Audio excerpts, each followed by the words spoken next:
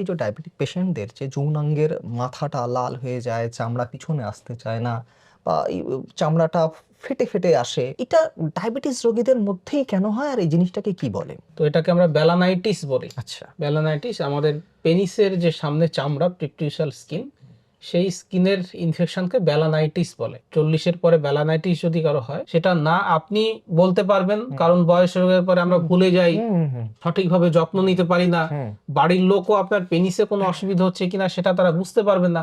তো ওই স্টেজে যাতে না হয় কখনো আপনার ডায়াবেটিস রয়েছে, আপনার ইনফেকশন হচ্ছে বারবার, আপনি বুঝতেই পাচ্ছেন যে এটা একটা পার্মানেন্ট সলিউশন দরকার, সুতরাং আপনি ফার্দার এক্সপেরিমেন্টের মধ্যে না গিয়ে বেটার হবে আপনার সার্কামসিশন করে নেওয়া।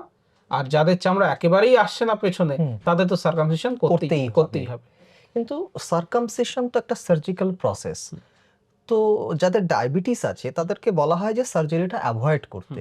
মেডিসিন দিয়ে আপনার ব্যালানাইটিস কন্ট্রোল হবে না, ইনফেকশন থাকলে সুগারও কমতে চাইবে না। কিন্তু দেখা গেছে ব্যালানাইটিস সমস্যা যদি আমরা স্কিন বাদ দিয়ে দিই, তাহলে তার ব্যালানাইটিসটা চলে গেল, ওখান থেকে কেমিক্যালস গুলো বেরোলো না, ফলে তার সুগারটা কিন্তু নর্মাল হয়ে আসে। তবে একটা জিনিস দেখেছি, ওই স্কিনটা যতক্ষণ বাদ না দেওয়া হয়, অনেক ক্ষেত্রে কিন্তু ব্যালানাইটিসের সমস্যাটা যেতে চায় না। ডায়াবেটিস নিয়ে আমরা বহু আলোচনা করেছি। আজকের আলোচনাটা একটু অন্যরকম। আপনারা দেখবেন যারা ডায়াবেটিসে ভুগছেন, একটা বয়সের পর আপনাদের যে পেনিস আছে তার চামড়াটা পিছনে আর আসতে চায় না। চামড়ার অগ্রভাগটা ফাটা মতন দেখতে লাগে। একটা সময় সেটা লালচে রং ধারণ করে, ইনফেকশন হয়ে যায়, ব্যথা হয়। এবং ডায়াবেটিস রোগীদেরই কেন এটা হয়? আজকে আমরা এই প্রশ্নের উত্তরই খুঁজবো। আর এই প্রশ্নের উত্তর খুঁজতে আমরা চলে এসেছি সল্টলেকের বাইন ক্লিনিকে এবং আমাদের সঙ্গে আছেন আমাদের শহরের বিশিষ্ট plastic and cosmetic surgeon doctor Jayanta Bain. নমস্কার ডাক্তারবাবু। যে বিষয়টা নিয়ে কথা বলছিলাম, যে এই যে ডায়াবেটিক পেশেন্টদের যে যৌনাঙ্গের মাথাটা লাল হয়ে যায়, চামড়া পিছনে আসতে চায় না বা চামড়াটা ফেটে আসে, তো এটা ডায়াবেটিস রোগীদের মধ্যেই কেন হয় আর এই জিনিসটাকে কি বলে? তো আপনি যে বিষয়টাকে বললেন, পেশেন্টরা এই সমস্যা নিয়েই আসে, তো এটাকে আমরা ব্যালানাইটিস বলি। আচ্ছা। ব্যালানাইটিস আমাদের পেনিসের যে সামনে চামড়া প্রিক্টিউশাল স্কিন, সেই স্কিনের ইনফেকশনকে ব্যালানাইটিস বলে।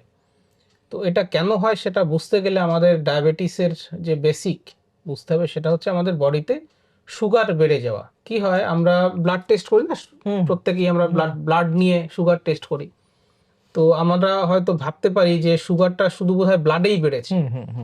সুগারটা শুধু ব্লাডে বাড়ে না, আমাদের প্রত্যেকটা টিস্যুর মধ্যেই কিন্তু সুগার বেড়ে যায়।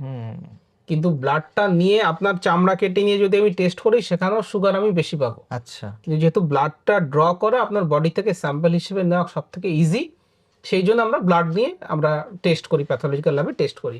মানে এই সুগারটা সব জায়গায়, চোখেও যেমন চোখেও বাড়ছে, কিডনিতেও বাড়ছে, হার্টেও বেড়ে যাচ্ছে, চামড়াতেও বেড়ে যাচ্ছে। এবার কি হয়, আমাদের চামড়ায় নর্মাল ব্যাকটেরিয়াস থাকে, আচ্ছা, যেটাকে আমরা নর্মাল কমেন্সাল ব্যাকটেরিয়া বলি, এবং যৌনাঙ্গে সেখানেও নির্দিষ্ট ব্যাকটেরিয়াগুলো থাকে। দেখবেন আপনার বাড়ির কলতলার আশেপাশে ঘাস গজিয়ে যায়, বা ট্যাপ যদি কোথাও পড়ছে দেখবেন ছত্রাক গজায়, অন্য কোথাও নেই, যেখানে জল পড়ছে শ্যাওলা পড়ে যায়। তার মানে কোনো একটা জিনিস জন্মাতে গেলে তার খাবার দরকার। তো সুগার হচ্ছে একটা বেস্ট ফুড ব্যাকটেরিয়া গুলোর ক্ষেত্রে। তো যেহেতু আপনার চামড়াতে সুগার বেড়ে গেছে, আমরা দিনে অনেকবার হাত ধুয়ে নিই, মুখ ধুয়ে নিই, কিন্তু পেনিসটা তো সেইভাবে পরিষ্কার করা হয় না। এছাড়াও কি হয়, এই যে গ্ল্যান্স পেনিসের চারিদিকে ছোট ছোট গ্ল্যান্ড থাকে, যেখান থেকে স্মেগমা, সাদা রঙের স্মেগমা বেরোয়, যেটাকে প্রতিনিয়ত পরিষ্কার করতে হয়। তো এই স্মেগমা এবং সুগার দুটোই এই ব্যাকটেরিয়া, ফাঙ্গাস, এদের ক্ষেত্রে একটা গুড ফুড। তারা ওই জায়গাটা গ্রো করা শুরু করে এবং স্কিনটাকে দুর্বল করে দেয়। এই যে লাল হয়ে যাওয়াটা, ইনফেকশন হয়ে যাওয়াটা, সেই প্রক্রিয়াটার পেছনেই রয়েছে সুগার, এবং এই পুরো প্রক্রিয়াটাকে আমরা ডাক্তারি পরিভাষায় ব্যালানাইটিস বলি। আচ্ছা। এখন যখন আপনার ওই ইনফেকশন হয়ে গেল, চামড়াটাতে লাল লাল হয়ে গেল, ইরেক্টেড অবস্থায় যখনই পেছনে চামড়াটাকে টানতে যাবেন, চামড়াটা কিন্তু ফেটে যায়। কারণ ইনফেকশন হয়ে আছে, চামড়ায় টান পড়ছে। যেমন শীতকালে আমাদের ঠোঁট ফেটে যায়, সেরকম ওই চামড়াটা ফেটে যায় এবং জ্বালা করে। অনেক ক্ষেত্রে পেশেন্টরা বলে, স্যার একদিন ঠিক ছিল, আমার কোনোদিন কোনো অসুবিধা হয়নি, ইদানিং খেয়াল করছি বিশেষ করে সেক্সুয়াল অ্যাক্টিভিটি করার পরে চামড়াগুলো ফেটে যাচ্ছে, অনেক সময় লাল হয়ে যাচ্ছে। ওষুধের দোকানে বলে কিছু একটা ওষুধ খেয়েছি বা মেডিসিন নিয়েছি, ঠিক হয়ে গেছে, আবার 1 মাস পরে জিনিসটা দেখা যাচ্ছে। অনেক ক্ষেত্রে আমি দেখেছি এই ধরনের পেশেন্টরা তারা হয়তো জানেনই না তাদের সুগার হয়েছে। আমরা তখন এই ধরনের পেশেন্ট যখন আচ্ছা। ফোনে যোগাযোগ করেন, তাদেরকে আমরা বলি একটা সুগার টেস্ট করুন তো, দেখা যাচ্ছে তার সুগার 200-300 এরকম সুগার বেড়ে গেছে। তখন আমরা বলি বা আমরা ডায়াগনোস করি যেটা আপনার সুগারের জন্য বেসিক্যালি এই সমস্যাটা হচ্ছে। আর কিছু পেশেন্ট আছেন যারা জানেন তাদের সুগার আছে, তখন তারা এই সমস্যাগুলো দেখছেন, তখন তারা বুঝতে পারেন এটা আমার ব্যালানাইটিস হচ্ছে। তো দুই ক্ষেত্রেই এটা হচ্ছে ডায়াবেটিক ব্যালানাইটিস। আচ্ছা। এতদিন আপনার চামড়া পেছনে আসতে কোনো অসুবিধা হয়নি, ইদানিং 4 থেকে 6 মাস ধরে দেখছেন চামড়াটা ফেটে যাচ্ছে, লালচে হয়ে যাচ্ছে, ওষুধ খেলে বা অয়েন্টমেন্ট লাগালে কমছে, আবারও হচ্ছে। এরকম ঘটনা হতে হতে হতে হতে কিছু পেশেন্ট আসেন, তারা 2-2.5 বছর ধরে জিনিসটাকে সহ্য করছে। আচ্ছা। কিন্তু এখন এমন পরিস্থিতি হয়েছে যে চামড়াটা একেবারেই পেছনে আসছে না, ইউরিন করতে গেলে পরে চামড়াটা ফুলে যাচ্ছে, জ্বালা হচ্ছে, অনেক সময় জ্বর জ্বর আসে মাঝে মাঝে। তো সেটা একটা সিভিয়ার স্টেজে চলে যায়। আমি দু ধরনের পেশেন্টই পাই। ম্যাক্সিমাম পেশেন্ট বলবো, যেহেতু আজকাল মানুষ অনেক বেশি হেলথ রিলেটেড Conscious. সচেতন বা কনসাস, তারা কিন্তু প্রথম দিকেই চলে আসেন। তবে কিছু পেশেন্ট আসেন যারা 2 বছর 3 বছর হয়ে গেছে, কষ্টটা ভুগছেন, কোথায় যাবেন বুঝতে পারছেন না, আলটিমেটলি ভিডিও দেখে ইউটিউবে ব্যাপারটা আলোচনা শুনে আমার কাছে তখন তারা আসেন। তো এটার চিকিৎসাটা কি? মানে ডায়াবেটিস নিয়ন্ত্রণ করলেই কি কমে যাবে, নাকি অন্য কোনো চিকিৎসাও আছে? মানে পার্টিকুলার এই যে ব্যালানাইটিস এর কথা আপনি বলছেন, যে এটার জন্য কি অন্য কোনো চিকিৎসা আছে? নাকি ডায়াবেটিস কন্ট্রোল করলেই ঠিক হয়ে যাবে? এই চিকিৎসার ব্যাপারটাকে আমি 3টে স্টেজে ভাগ করব বা আচ্ছা। 3টে মডালিটিস এর মধ্যে ভাগ করব। প্রথম হচ্ছে যার ডায়াবেটিস হয়েছে তাকে তো ডেফিনেটলি ফুড কন্ট্রোল করতে হবে, এবং ডায়াবেটিস যদি বেশি থাকে সেটাকে তাহলে নিয়ন্ত্রণে ফুড কন্ট্রোল এবং এক্সারসাইজও হবে না, তাকে কিছু ওষুধ নিতে হবে। আচ্ছা। খুব সিভিয়ার হয়ে গেলে তখন তাকে ইনসুলিনও নিতে হতে পারে। যদি আপনার বডিতে সুগার বেশি থাকে, ব্যালানাইটিস হবেই। আচ্ছা। সুতরাং ব্যালানাইটিস ঠিক করতে গেলে সুগার প্রথমে ফার্স্ট ঠিক করতে হবে। দ্বিতীয়ত ধরুন কেউ অ্যাকিউট ব্যালানাইটিস নিয়ে এসে পুরো লাল হয়ে গেছে, ফেটে ফেটে গেছে, তখন আমরা তাকে বলবো সুগারের ওষুধ তো আপনার চলবেই, যদি দরকার হয় বাড়াতে হবে, প্লাস ওই যে ইনফেকশন হচ্ছে সেই ইনফেকশনের জন্য আমরা অ্যান্টিবায়োটিক ট্যাবলেটস দেবো এবং কিছু অয়েন্টমেন্ট দিয়ে দেবো যাতে ইমিডিয়েটলি ওই ব্যথাগুলো কমে যায়।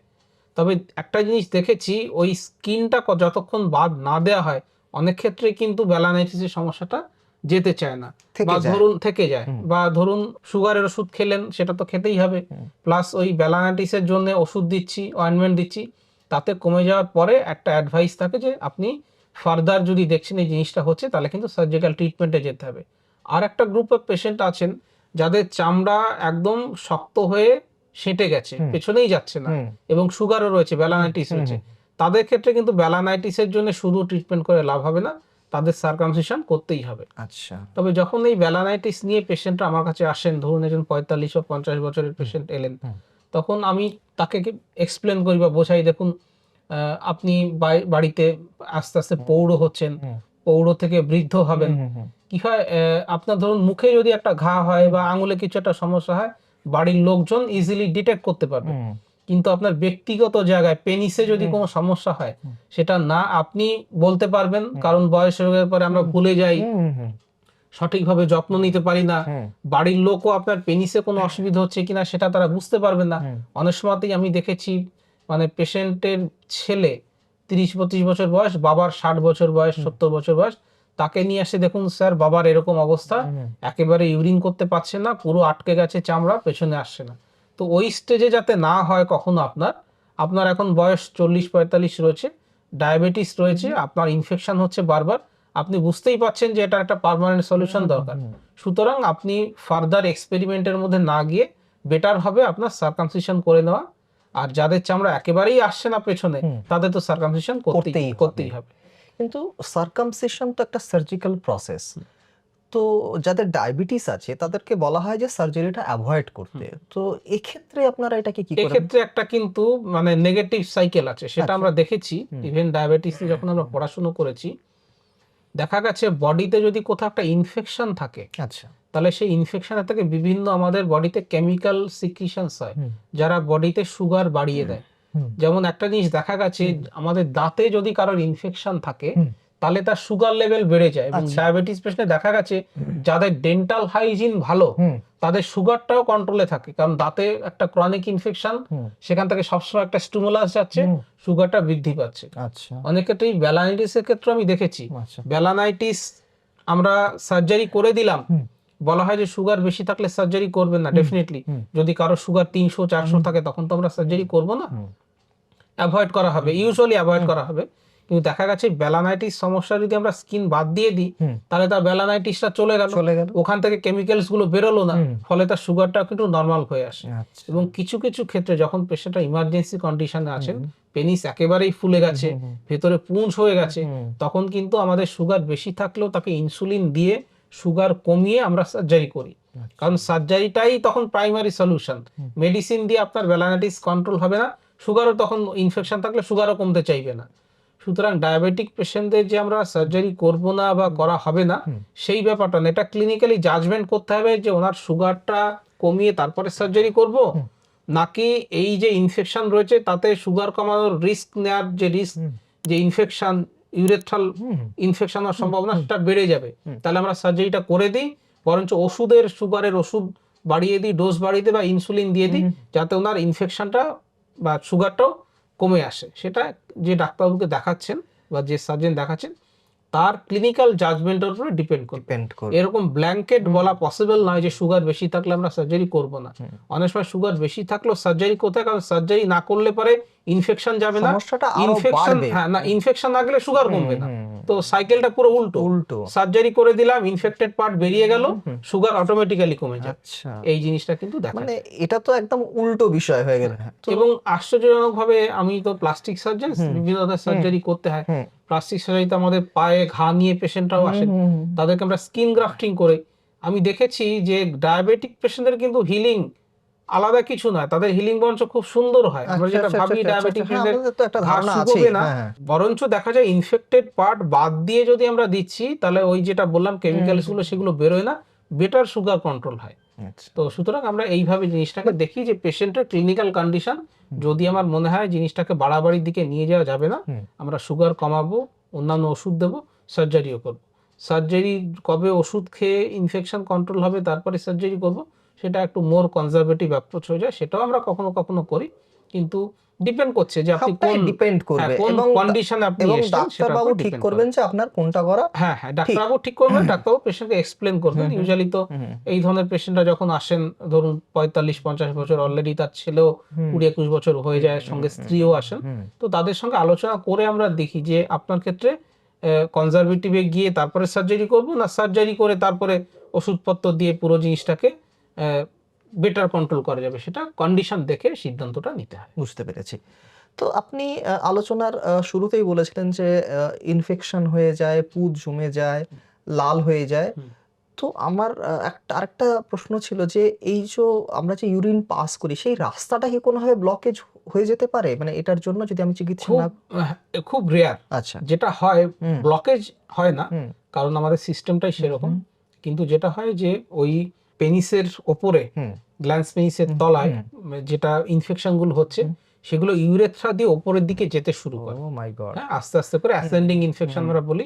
ইউরেথ্রাইটিস হতে পারে, সিস্টাইটিস হতে পারে, এপিডিডাইম অর্কাইটিস হতে পারে, জ্বর আসতে পারে, আচ্ছা, ইউরিনের পেচ্ছাপের সঙ্গে ভীষণ জ্বালা করতে পারে, এই সমস্যাগুলো হয়। তো এই ধরনের সমস্যা হওয়ার কারণে সেটা যাতে না হয়, অ্যাসেন্ডিং ইনফেকশন যাতে না হয়, আমরা কিন্তু সার্জারিটা করি। তবে যত ইনফেকশন হোক ইউরিন আটকে যে যায় না সেটা না, আটকে গেলে পরে তখন ক্যাথেটারাইজ করতে হয়। কিন্তু সেই ধরনের সম্ভাবনা, মানে ইনফেকশন হয়ে ইউরিন আটকে যাচ্ছে, এটার সম্ভাবনা কিন্তু কম। কিন্তু ইনফেকশনটা যদি আমাদের ইউরিনারি ট্র্যাক্টে যদি চলে যায় এবং আপনি সিস্টাইটিসের কথা বলেন, এরকম ধরনের যদি সমস্যা হয় তাহলে তো বিষয়টা আরো জটিল হয়ে যায়। হ্যাঁ, সেই জটিলতার মধ্যে যাতে না যেতে হয়, আমরা ডায়াবেটিক পেশেন্টদের বলি আপনি যখন বুঝতেই পারছেন আপনার ডায়াবেটিস আছে, বারবার বেলানাইটিস হচ্ছে, বেটার হবে সার্কামসিশন করে দিন। সার্কামসিশন করলে পরে চামড়ার তলায় নোংরা জমবে না, ইনফেকশন হবে না, আপনার ইউরেথ্রা, ইউরিনারি ব্লাডার, এপিডিডাইমিস এবং আপনার কিডনি সেফ থাকবে। হ্যাঁ, ওটাই, মানে যদি আপনার ইউরিনারি ট্র্যাক্ট একবার ইনফেকশন হয়ে যায়, আপনার ডায়াবেটিস আছে, আপনার হয়তো হাইপারটেনশনও আছে, তারপরে যদি সেই কিডনি পর্যন্ত পৌঁছে যায় এবং আপনার যদি একদম ক্রনিক কিডনি ডিজিজের যদি আপনি রোগী হয়ে যান, তাহলে তো সেটা সাংঘাতিক জিনিস হয়ে দাঁড়াবে। তো এই যে সার্জারিটার কথা আপনি বলছেন, তো এটা কোন টেকনিকে করা হয় আর করতে কত সময় লাগে? তো এই ডায়াবেটিক পেশেন্ট যারা আসেন তাদের ইউজুয়ালি আমরা যে সার্কামসিশন টেকনিকগুলো রয়েছে, তো প্রথমেই কথা হবে যে একজন প্লাস্টিক সার্জেন্স কাছে কেন যাব, কারণ আমরা স্কিনের ইনফেকশন নিয়ে বেটার বলবো নলেজ প্লাস্টিক সার্জেন্সদের থাকে। তো আমাদের কাছে পেশেন্টরা আসেন, এবং আমি যখন এই সার্জারি গুলো করি যাতে মিনিমাল ট্রমা হয় স্কিনে, দেখুন সার্জারি তো একটা ট্রমা, কিন্তু যাতে মিনিমাল ট্রমা হয় এবং অ্যাসথেটিক ব্যাপারটা যাতে ঠিকঠাক মতো রাখা যায়, সেজন্য আমি স্টেপলার মেশিনটা ইউজ করি। আচ্ছা আচ্ছা, সেটা এবং কিরকম? এইটা হচ্ছে সেই স্টেপলার মেশিন। হ্যাঁ, এই স্টেপলার মেশিন গুলো ইউজ অ্যান্ড থ্রো, একবারই ইউজ করা যায়। আচ্ছা আচ্ছা আচ্ছা, এর মধ্যে মানে গোল ব্লেড থাকে, একটাই সার্জারি হবে? একটারই হবে আচ্ছা একটা আচ্ছা ক্ষেত্রে। আচ্ছা, কারণ দেখুন ডায়াবেটিক পেশেন্টের সার্জারি করছি, আমাদের স্টেরিলিটির ব্যাপারটা খুব খেয়াল রাখতে হয়।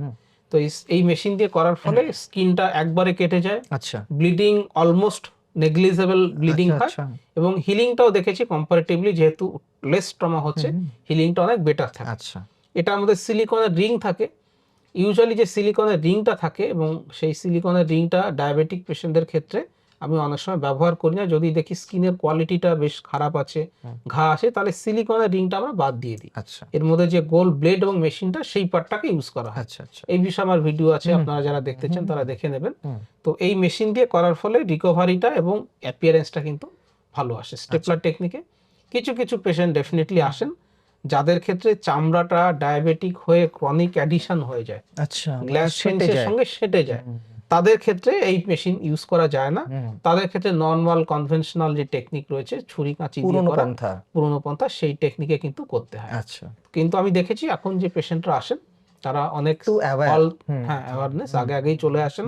ওই অবস্থাতেও আসে, মাসে 1-2 জন পেশেন্ট পাই যাদেরকে আমার কনভেনশনাল টেকনিকেই করতে হয়, কিন্তু 90% পেশেন্টের ক্ষেত্রে মেশিন দিয়ে কিন্তু হয়ে যায়। আচ্ছা, মানে যারা একটু সচেতন, যারা আমাদের ভিডিও দেখছেন এবং যাদের এই সমস্যাটা আছে, তারা খুব বেশি দেরি করবেন না। কারণ আপনি যদি একটু আগে আসেন, আগে এসে পৌঁছান, তাহলে তার চিকিৎসা একরকম, সেটা একটু কম ব্যথাদায়ক, একটু তাড়াতাড়ি রিকভারি হয়।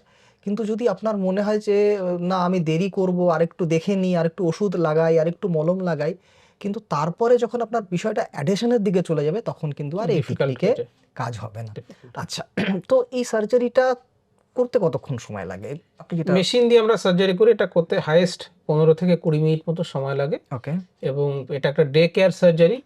পেশেন্ট ভর্তি হওয়ার পরে 1 ঘন্টার মধ্যেই সমস্ত প্রক্রিয়া, অ্যাডমিশন, ভর্তি হওয়া হয়ে যায়। আমরা নাম্বিং ক্রিম দিয়ে করি, আচ্ছা, ফুল অজ্ঞান করা বা স্পাইনাল অ্যানাস্থেসিয়ার কোনো দরকার নেই।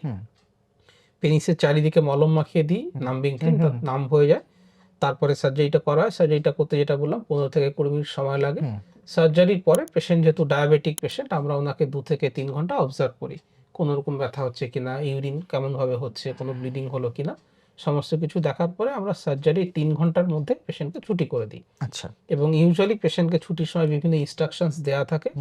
যাদের ক্ষেত্রে সিলিকনের রিং রাখি তাদের ক্ষেত্রে আমরা বলি একদিন পরে, মোটামুটি 24 থেকে 48 ঘন্টা পরে একবার দেখিয়ে যেতে সিলিকনের রিংটা কেমন আছে। আর যাদের সিলিকনের রিং দেওয়া থাকে না, তাদের ক্ষেত্রে আসার কোনো দরকার পড়ে না। আচ্ছা, বাড়িতে গিয়ে আমরা 5 দিনের জন্য ওষুধ দিয়ে দিই, অ্যান্টিবায়োটিক, একটা ব্যথার ওষুধ, একটা মাল্টিভিটামিনস থাকে, প্লাস উনি ডায়াবেটিসের জন্য যে ওষুধগুলো খাচ্ছেন, প্রেশারের যদি জন্য কোনো ওষুধ থাকে সেটা উনি খাবেন, বা ইনসুলিন যদি নিতে থাকছেন নিচ্ছেন, এবং খাওয়া দাওয়া বাড়ির যে স্বাভাবিক খাবার। 2 দিনের পর থেকে, ধরুন সোমবারের সার্জারি হলো, মঙ্গলবারটা আপনি বাড়িতে রেস্ট নিলেন, বুধবার বৃহস্পতিবার থেকে আপনি অফিস কলেজ সমস্ত জায়গায় যেতে পারেন, কোনো অসুবিধে নেই। এবং এই রিকভারির ব্যাপারটা মোটামুটি দেখেছি 2 সপ্তাহের মধ্যে রিকভারি ফুল হয়ে যায়। 2 সপ্তাহ 2 সপ্তাহের মধ্যে সমস্ত, যদি সিলিকনের রিং থাকে সেটাও পড়ে যাবে, নিজে যদি থেকে। আমরা কসমেটিক স্টিচেস যেটা হয় ইউজ করি, সেলফ অ্যাবজর্বিং, নিজের থেকে অ্যাবজর্ব হয়ে যায়, স্টিচ কাটতে আসারও দরকার নেই, 2 সপ্তাহের মধ্যে পড়ে যায়। কিন্তু আপনি অফিসে 48 ঘন্টা পরেই যেতে পারবেন, অসুবিধা নেই। কি ধরনের প্যান্ট পরবেন, কিভাবে ড্রেসিং করবেন, আমরা আরেকটা ভিডিওতে সেটা নিয়ে আচ্ছা আচ্ছা, ডিটেলস আলোচনা করব। নিশ্চয়ই নিশ্চয়ই। হ্যাঁ, কারণ সেটাও জানা দরকার।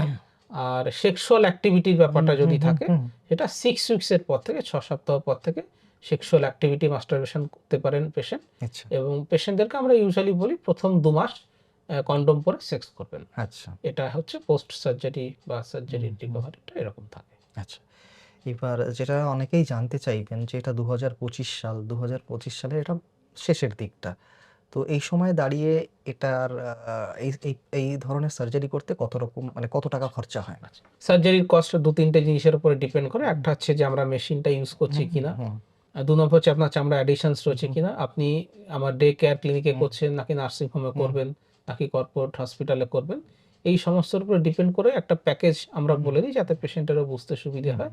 মোটামুটি 25 থেকে 45 এই রেঞ্জের মধ্যে খরচ থাকে, কিছু কম বেশি ডিপেন্ডিং আপন কন্ডিশন সেটা হতে বেশি পারে। তো খরচ নয়। যারা এই ধরনের সমস্যায় ভুগছেন, মানে যাদের এইরকম আছে ব্যালানাইটিস, যারা আমাদের এই ভিডিওটা দেখলেন বা ডায়াবেটিস এর হ্যাঁ, জন্য, হ্যাঁ। তো তাদের উদ্দেশ্যে আপনার কি বলার থাকবে?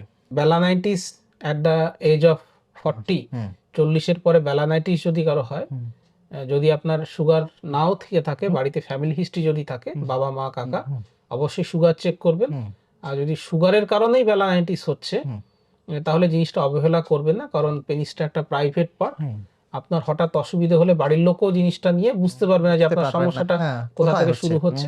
সুতরাং এই জিনিসটার খুব সুন্দর ট্রিটমেন্ট যখন রয়েছে, সময়, কারণ বেলানাইটিস নিয়ে 3 বছর ধরে কেন ভুগবেন? একদমই তাই। আপনি যত তাড়াতাড়ি ট্রিটমেন্ট নেবেন, সুস্থ হয়ে গিয়ে আপনার লাইফটাকে আপনি মানে আমি জটিলতা কেন কেন বাড়াবো? বাড়াবেন? হ্যাঁ, সেজন্য এটার যদি বেলানাইটিস থাকে, হুম। অবশ্যই একজন সার্জনকে দেখিয়ে আপনার প্রপার ট্রিটমেন্ট অবশ্যই করাবেন, আর সঙ্গে সুগারের ট্রিটমেন্টটাও কিন্তু চলবে।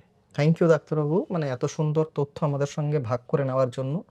ব্যালানাইটিস নিয়ে যদি আপনাদের আরো কোনো প্রশ্ন বা জিজ্ঞাসা থাকে, তো আপনারা সহজেই করতে পারেন, কারণ আমি একটি নাম্বার ডেসক্রিপশন বক্সে দিয়ে রেখেছি। আপনারা চাইলে সেখানে সরাসরি যোগাযোগ করতে পারেন। তো আজ এ পর্যন্তই। ডায়াবেটিস নিয়ে বা ডায়াবেটিস এবং ব্যালানাইটিস নিয়ে যদি আপনাদের আরো কোনো প্রশ্ন বা জিজ্ঞাসা থাকে, সেটা কমেন্ট বক্সে লিখে জানান। তো আমরা সে বিষয় নিয়ে আবার অন্যদিন কথা বলবো। আজ এই পর্যন্তই। নমস্কার।